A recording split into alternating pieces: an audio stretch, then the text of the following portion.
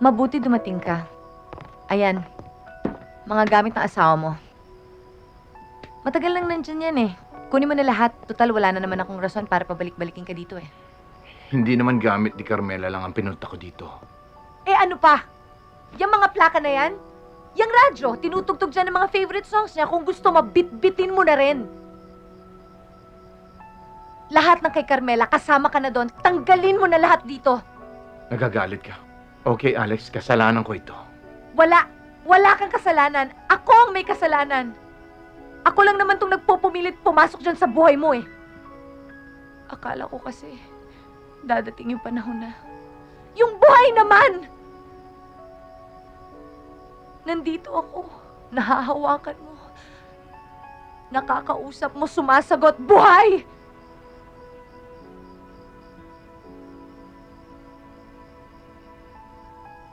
Hindi mo nga lang mahal. Hindi ko naman hinihingi na alisin mo sa buhay mo si Carmela. Ang gusto ko lang, kahit konting puwang, magtatatalo na ako sa tuwa. Kasi mababaw ako eh. Pero lahat ng nasa puso mo, nasa isip mo, siya pa rin. Alex, bago ang lahat ng mga nangyayaring ito sa buhay ko,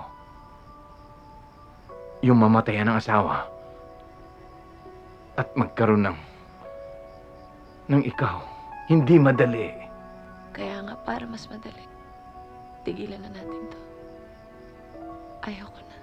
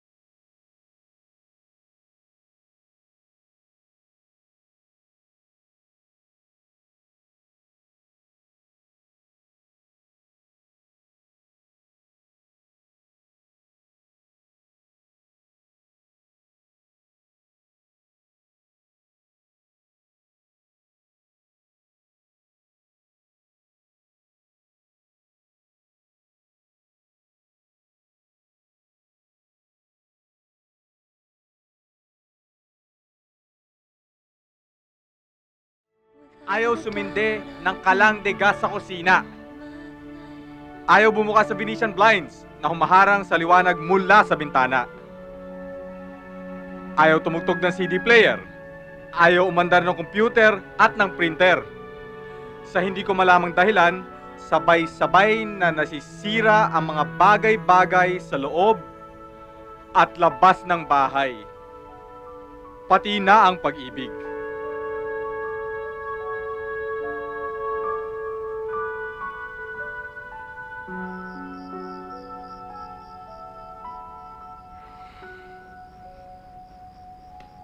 Anong ginagawa mo dito?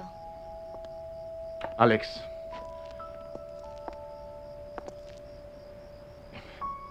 sana intindihin mo pa ako. Eh kung ikaw nga, hindi mo maintindihan yung sarili mo eh. Siguro nga, Rafi, lahat sa'yo, nakaplano. Ang pagkawala ni Carmela, ang pagsulpot ko. Di naman kasama sa plano yan, di ba? Pero binigay ko na lahat eh. Kaya kahit gusto ko pang magbigay, wala na. hindi ko... Hindi eh. Ganun ka, Rafi. Natanggap ko na. Lahat sa'yo, nakadesign. Lahat may tamang formula. Para mga computer mo. Lahat planchado. Ako yung gusot. Wala pa kayo na-inventong software para kasali ako. Alex. Okay. Nawala na ako ng taong mahal ko. Siguro natatakot lang akong maulit. Ayokong mawala ka. Dahil pinalampas lang kita. Yeah, but what for? Alam kong maraming mali sa akin. Pero Alex, pwede kong baguhin. Lahat pwede magbago. Pero hindi ikaw. Kasi masaya ka sa kahon na kinalalagyan mo eh. Yun ang gusto mo.